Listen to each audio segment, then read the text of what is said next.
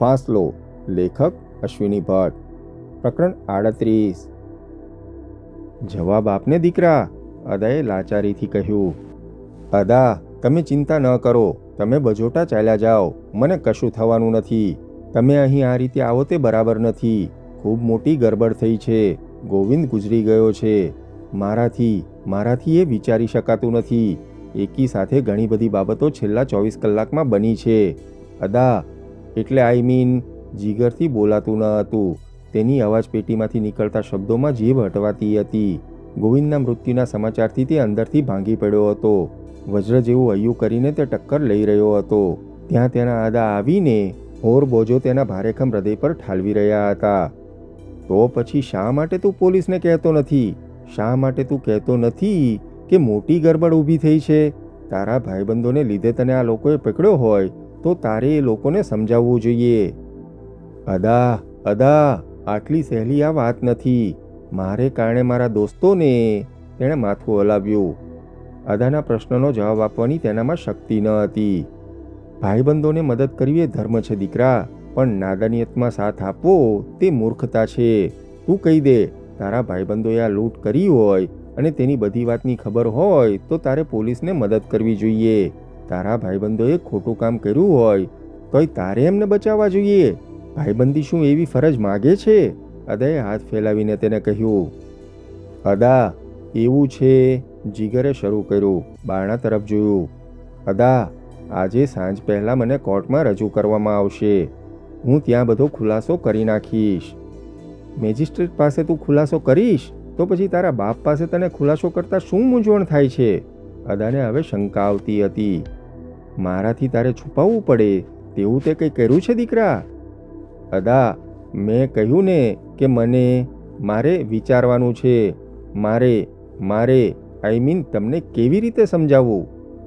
મારે સમજવું નથી બેટા, મારે સત્ય સાંભળવું છે. શું સત્ય? આ લૂંટમાં તું હતો? અદાએ પૂછ્યું. અદા, શા માટે આ બધું તમે મને પૂછો છો? મેં તમને કહ્યું તો ખરું કે આ લૂંટમાં તું સામેલ હતો જીગર? અદાએ મક્કમતાથી પૂછ્યું. જીગર ધીરેથી ફર્યો. દિવાલ તરફ પીઠ ફેરવીને ઊભો રહ્યો. નહીં અદા, ન હતો. તેણે ઊંડો શ્વાસ લઈને જવાબ આપ્યો. અદાએ આંખો મીચી. તેની નજીક આવ્યા. મારી સામે જો જીગર, તારી માના સોગંદ થઈને કહે કે તું આ લૂંટમાં ન હતો. જીગરના ખભા ઢીલા થયા. તે ફર્યો નહીં. સ્તબ્ધતાથી ઊભો રહ્યો. તેને ચક્કર આવતા હતા. તેણે આંખો મીચી. એકાએક તેની નજર સમક્ષ તેની માની તસવીર ખડી થઈ. જયસમંદના ઓવારે તેની મા તેને પકડવા આવતી અને તે દોડીને ત્યાં બાંધેલા પથ્થરના હાથી પર ચડી જતો. તેની માએ પથ્થરના હાથીની સૂંઢ પકડીને તેના નાનકડા પગ પકડવા પ્રયત્ન કરતી. હાથીનું પૂંછડું પકડીને તે ઉતરી જતો. દોડીને ઓવારાના ઉપરના ભાગમાં બાંધેલી છત્રી પર ચડી જતો તો ક્યારેક જયસમંદના નીલા પાણીમાં ભૂસકો મારી દેતો. તેની મા સાડીનો કછોટો મારીને દોડતી કે પછી તેની પાછળ પાણીમાં પડતી અને તેને પકડી પાડતી અને તે માને કોટે વળગી પડતો. તારી માના સોગંદ ખાઈને કહે દીકરા કે તું આ લૂંટમાં નહોતો. અદાના એ શબ્દો આખા બ્રહ્માંડમાં ગૂંજી રહ્યા. તે થડકી ઉઠ્યો. ચૂપ કેમ છે દીકરા? માના સોગંદનું કદી ખાતો નથી અદા. મારી માના સોગંદનું રમતમાંય ખાતો નથી. જીગરે જવાબ આપ્યો. તો મારા સોગંદ ખાઈને કહે તું. અદા, તમે મને મજબૂર ન કરો. આપણે બજોટામાં ઊભા રહીને વાત કરતા નથી. આપણે પોલીસ કસ્ટડીમાં ઊભા છીએ. બજોટામાં કે પોલીસ કસ્ટડીમાં સત્ય એકનું એક જ હોય છે. મારે જે કહેવાનું છે તે હું કોર્ટમાં કહીશ. અદા, તમે કાયદા સમજતા નથી. ઈશ્વરના કાયદાથી કોઈ મોટા કાયદા હોતા નથી. સત્ય ઈશ્વરનો કાયદો છે. તમારે શું સાંભળવું છે અદા? તમે જે સાંભળવા માગો છો તે તમે જાણીને આવ્યા છો, પછી શા માટે મને મજબૂર કરો છો? મારે અત્યારે સ્વસ્થ રહેવાની જરૂર છે, લાગણીઓની નહીં. એટલે ઓકે અદા, તમારે સત્ય જ જાણવું છે ને? તો જીગરે અકળાઈને કહ્યું અને એકાએક તેણે અવાજ ધીરો કર્યો. હોઠ ફફડાવીને તેણે કહ્યું. અદા, આ દેશમાં પરિવર્તનની જરૂર છે. આ દેશમાંથી હલકટ રાજકારણીઓને, શોષણખોર લોકોને, આ દાવાનળ જેવી ગરીબીને હટાવવાની જરૂર છે ને પારાવાર હિંસા ઉન્મૂલન માટેનો એક જ રસ્તો છે. હિંસા. ગાંધીજીએ જે કર્યું તેને લાયક આપણે નથી. આપણે તો ગદ્દારો છીએ. ગાંધીજીને નામે તરનારા ગીટ કાળમીઠ પથ્થરો છીએ. જેમની કરચે કરચ થવી જોઈએ, તેમનો સર્વનાશ થવો જોઈએ, તે ડૂબી જવા જોઈએ. 35 વર્ષથી માલમલીદો ખાઈને દેશને દોજક તરફ ધકેલી દેનાર એક એકને વીણીને ખતમ કરી નાખવા જોઈએ. તે વગર નવનિર્માણ શક્ય નથી. આ કામ અમે કરવા માગતા હતા. અમે, હું, ગોવિંદ, મારા મિત્રો. લૂંટમાં તું સામેલ હતો જીગર? અદાને કોઈ ભાષણની જરૂર ન હતી. કોઈ ક્રાંતિ, ઉન્મૂલન, ભ્રષ્ટાચાર કે પરિવર્તનની વાત સાંભળવી ન હતી. તમારી પાસે ક્યારેય જૂઠું બોલ્યો નથી અદા. નાનો હતો ત્યારથી. આજે શા માટે તમે મને જૂઠું બોલવા મજબૂર કરી રહ્યા છો? જીગરના ફેફસામાં ડૂમો ભરાતો હતો. લૂંટમાં તું સામેલ હતો? જીગર, સંતરામ પરોતનો દીકરો? આ વખતે અદાના શબ્દોમાં પ્રશ્નાર્થ ન હતો, આશ્ચર્ય હતું. હા અદા, લૂંટમાં નહીં પણ ક્રાંતિમાં, જીગરે જવાબ આપ્યો. સંતરામ ધીરેથી અવળા ફેર્યા. દુર્વાસાની માફક તેમના આખા શરીરમાં ક્રોધની, આક્રોશની, ધિક્કારની જ્વાળાઓ ભભૂકી ઉઠી. તારું મોં કદીએ મને બતાવતો નહીં. ઈશ્વર તને પૂરતી સજા આપે. બાપનો આ શાપ હતો. નિષ્ઠાથી, પ્રામાણિકતાથી જીવેલા બાપની એ આર્શવાણી હતી. અદા, અદા! જીગરે તેમને રોકવા પ્રયત્ન કર્યો, પણ કમરાના બારણાને ધ્રુજતે હાથે ધક્કો મારીને તે બહાર નીકળ્યા. તેમની આંખો આંસુઓથી ઉભરાતી હતી, પણ પોપચાની ભીતરમાં એ આંસુ બહાર પડતા ન હતા. કોરિડોરમાંથી તે બહાર આવ્યા ત્યારે આંખમાં ભરાયેલું પાણી સ્થિર થઈ ગયું હતું. એક આવરણ રચાયું હતું. આંસુ જાણે કે ધૂંધળો કાચ બની ગયા હોય તેમ તેમની દ્રષ્ટિ ઓછી થતી ગઈ. ડાક બંગલાના ઝાપા પાસે તે પહોંચ્યા ત્યારે આંખ પર કાચના પડળ બંધાઈ ગયા હતા. અદા ક્યારેય તેમના દીકરાનું મોં જોઈ શકવાના ન હતા. પારાવાર આઘાતથી તેમની દ્રષ્ટિ વિલાઈ ગઈ હતી. અદા અભિશાપ આપીને વિદાય થયા હતા અને જીગર પરોત પ્રથમવાર ભાંગી પડ્યો હતો. ડેકોઇટી વિથ મર્ડર, ક્રિમિનલ કોન્સ્પરન્સી, મર્ડર એ ગુનાઓની સજાઓથી તે વાકેફ હતો, પણ સૌથી આકરી સજા તો અદાના પારાવાર ધિક્કારથી સળગી ઉઠેલી આંખમાંથી તેને મળી હતી. કેટલા જતનપૂર્વક તેમણે જીગરને ઉછેર્યો હતો. કેવા મનસૂબા તેમણે દીકરાના ભાવિ અંગે ઘડ્યા હશે. પરીક્ષાનું પરિણામ કહેવાતે જ્યારે આવતો ત્યારે તેના માથે હાથ ફેરવીને અદાની આંખો હર્ષના આંસુથી ઉભરાઈ જતી. અંગ્રેજી સાહિત્યને પોતાના દીકરાએ પચાવી નાખ્યું છે તેનો ગર્વ સંતરામ પરોતને ઓછો ન હતો. આજે એ દીકરાએ એ ભલા બાપનું સ્વપ્ન છિન્નભિન્ન કરી નાખ્યું હતું.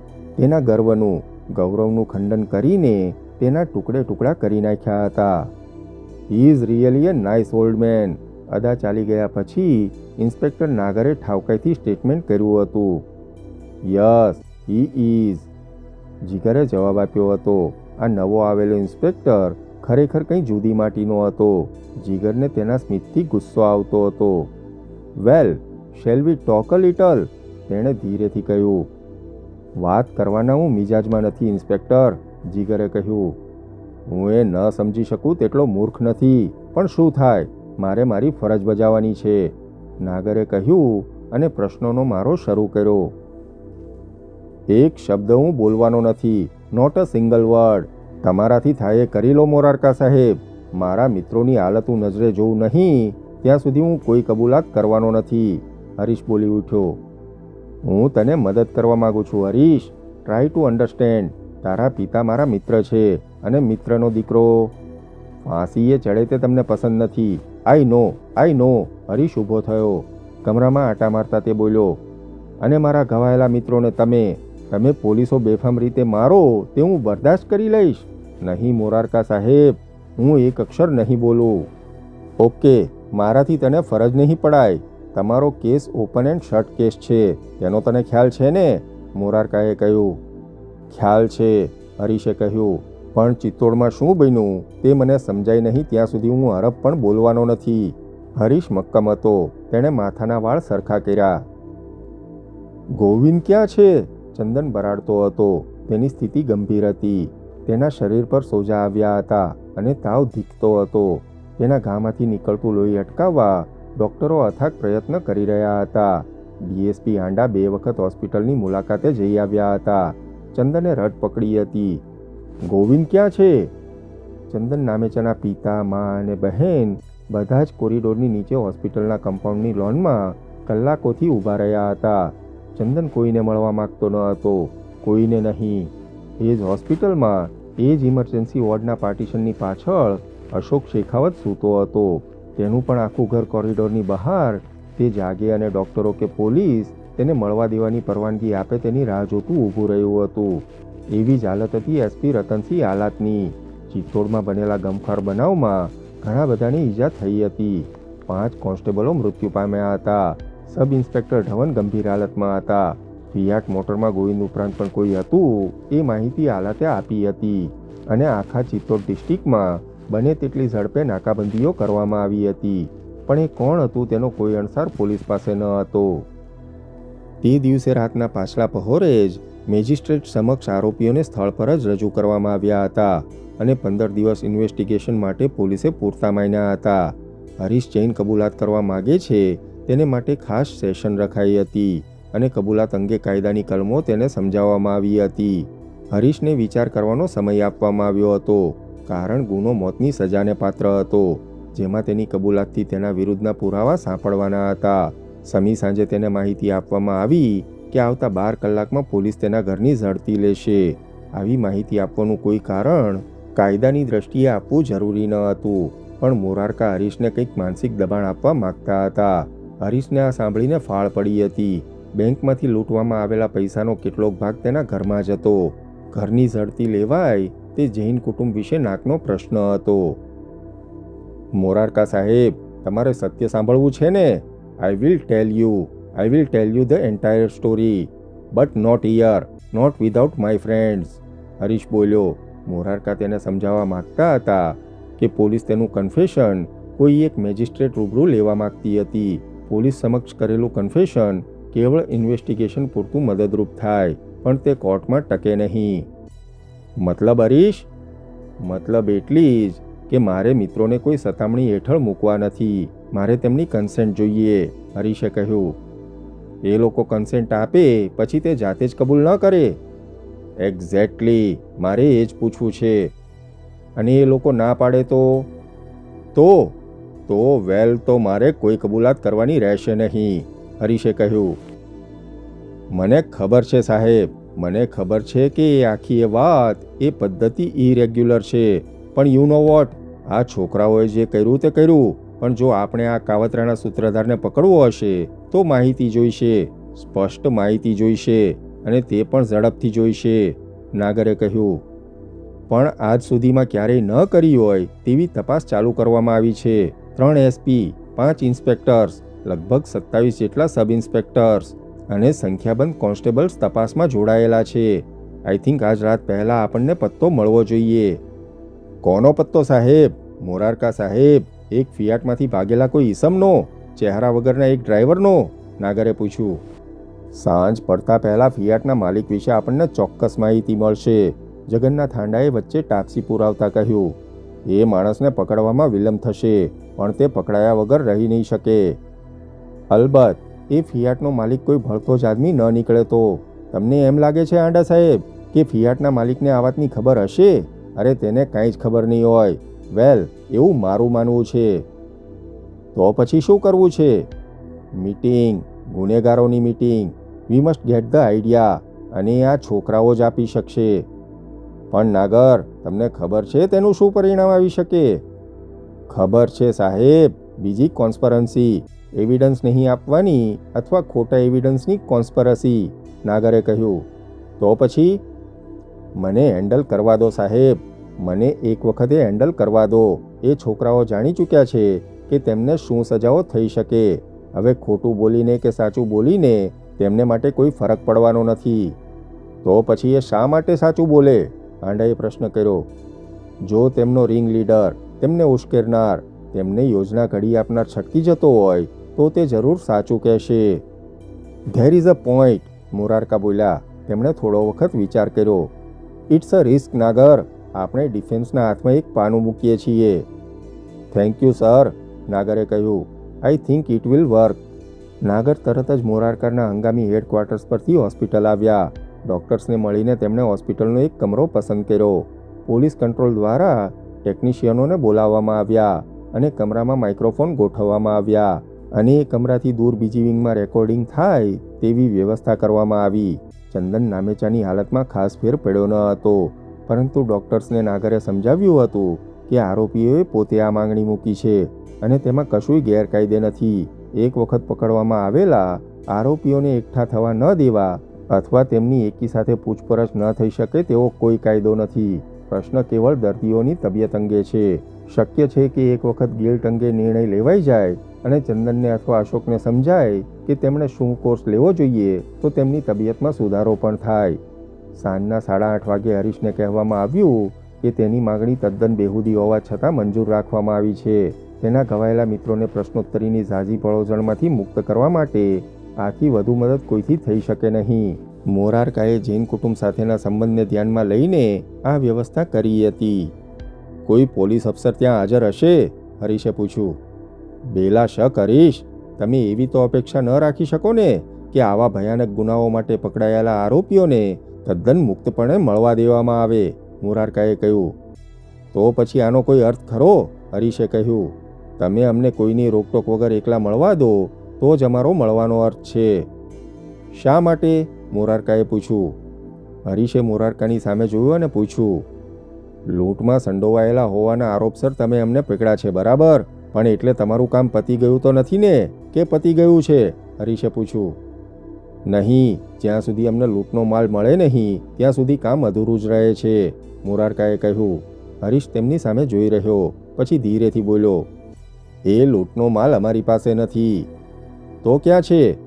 મને ખબર નથી. એ ખબર ન હોય ત્યાં સુધી કબૂલાત કરવાનો કોઈ અર્થ ખરો સાહેબ? હરીશે કહ્યું.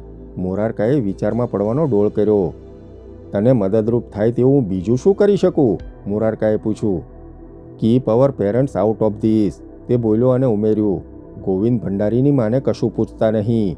તેના વિશે જે જાણવું હશે તે હું કહીશ. Don't harass the poor woman. Okay, મોરારકાએ કહ્યું. તમને હું એકલા મળવાની રજા આપીશ. Nobody will record the our talks, હરીશે કહ્યું. હું જેન્ટલમેન છું હરીશ, અને ધાર કે એવી વાત રેકર્ડ થાય તો તે કોર્ટમાં એડમિસિબલ નથી. અને બીજી વાત, તમે લોકો સમજી લેજો કે પોલીસ પાસે તમને બુક કરવાના તમામ પુરાવા છે. મારે તમને ખરેખર મદદ કરવી છે. Not because you are better than common dacoits, but you are young, educated and misguided, મોરારકાએ કહ્યું અને ઉમેર્યું. અને મને તારા કુટુંબની દયા આવે છે. હરીશના મગજમાં ગુસ્સાનું મોજું ઉઠ્યું, પણ તે કંઈ બોલ્યો નહીં. કંબક નાગરના બચ્ચાએ તેને આબાદ રીતે ઝડપ્યો હતો અને ત્યારથી જ તે સમજી ગયો હતો કે તેમની બાજી સમેટાઈ ગઈ છે. પણ તેને બીજી ચિંતા હતી. પોલીસને મુદ્દામાલ નહીં મળે તો તે છોડવાના નથી. તેના ઘરની, બધાના ઘરની ઝડપી લીધા વગર રહેવાના નથી. અને ઝડપી લેવાશે તો તેના પિતા અને આખું જૈન કુટુંબ ચગડોળે ચડશે. એટલું જ નહીં, તેના પિતા માટે પણ તેમાંથી આફત સર્જાશે. એ તો ઠીક, પણ બિરેન ભટ્ટાચાર્ય કોઈ પણ મુસીબત વગર આરામથી છટકી શકશે. ગોવિંદ મરાયો હતો, એટલે હવે બિરેન મરે કે આખી દુનિયા મરે તેનો કોઈ રંજ હરીશને ન હતો.